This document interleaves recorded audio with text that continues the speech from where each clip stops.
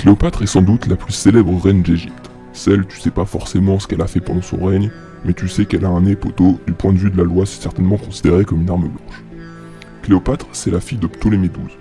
Ça me fait d'ailleurs beaucoup de peine de savoir qu'au moins 12 petits garçons ont été prénommés Ptolémée. Faut vraiment diabolique pour faire un truc pareil. Cléopâtre a deux frères, Ptolémée XIII et Ptolémée XIV. Bah oui, parce que quitte à faire une équipe de foot, autant qu'il y ait des remplaçants.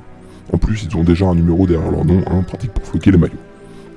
Bref, Cléopâtre a aussi deux sœurs, Bérénice et Arsinoé. Par contre, cette famille, je vous jure, c'est des grands malades. Les mecs, ils veulent à tout prix diriger, ils veulent le pouvoir, c'est pire que Gollum et son anneau. Bérénice, par exemple, elle renverse son père, au sens elle le détrône bien sûr, faut pas imaginer Bérénice au volant d'un Renault Espace en train de rouler sur son gros daron.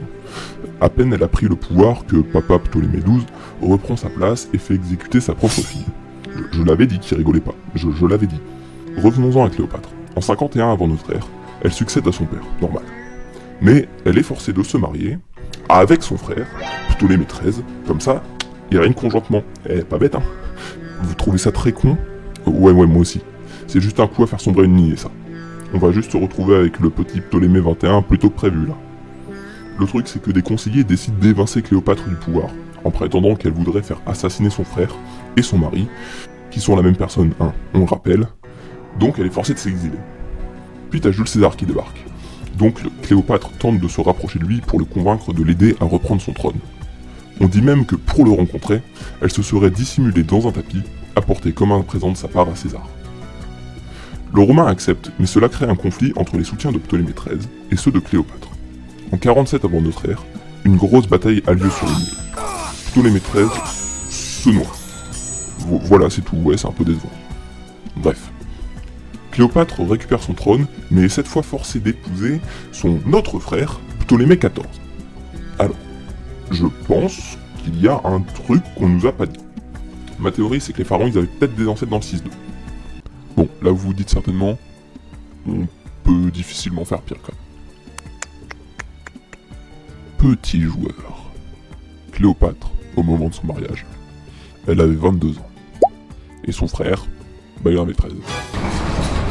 Bon, déjà le nez, puis les mineurs, ouais, t'as remarqué, plus on avance dans l'histoire, plus se dessine une ressemblance, ma foi troublante, avec Gérard Depardieu.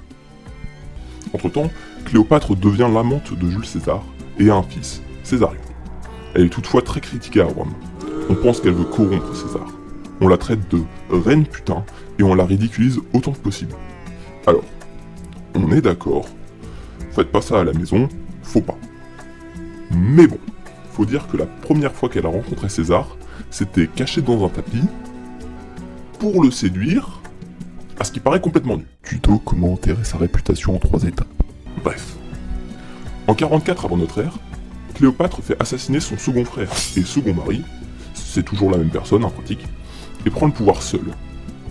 Au même moment, t'as César, il se fait découper, mais pour l'instant on s'en tape, c'est pas trop ce qui nous intéresse. 3 ans après la mort de César, elle rencontre le général Marc-Antoine, héritier militaire de César, en Turquie. Une liaison va alors débuter. Les deux auront 3 enfants. Mais un autre héritier de César, Octave, monte les Romains contre Marc-Antoine et Cléopâtre. Un conflit éclate. Le 2 septembre 31 avant notre ère, c'est la bataille d'Actium. Marc-Antoine et Cléopâtre se font mélanger. Plus tard, Cléopâtre se retire dans un tombeau et fait courir le bruit qu'elle s'y serait suicidée. Le truc c'est que c'est une rumeur, mais Marc-Antoine tombe dans le panneau et il nous l'a fait à la Roméo en se tuant également. Enfin, c'est vraiment le type trop romantique qu'il pense être. Quant à Cléopâtre, elle se rend compte que là, la game elle est perdue. Et du coup, elle décide de rage quit. Elle se laisse finalement mordre par des serpents et meurt vers le 12 août 30 avant notre ère. Alors c'était l'histoire de Cléopâtre, vite fait et pas forcément bien fait.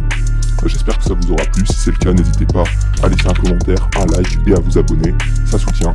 Merci à ceux qui le font.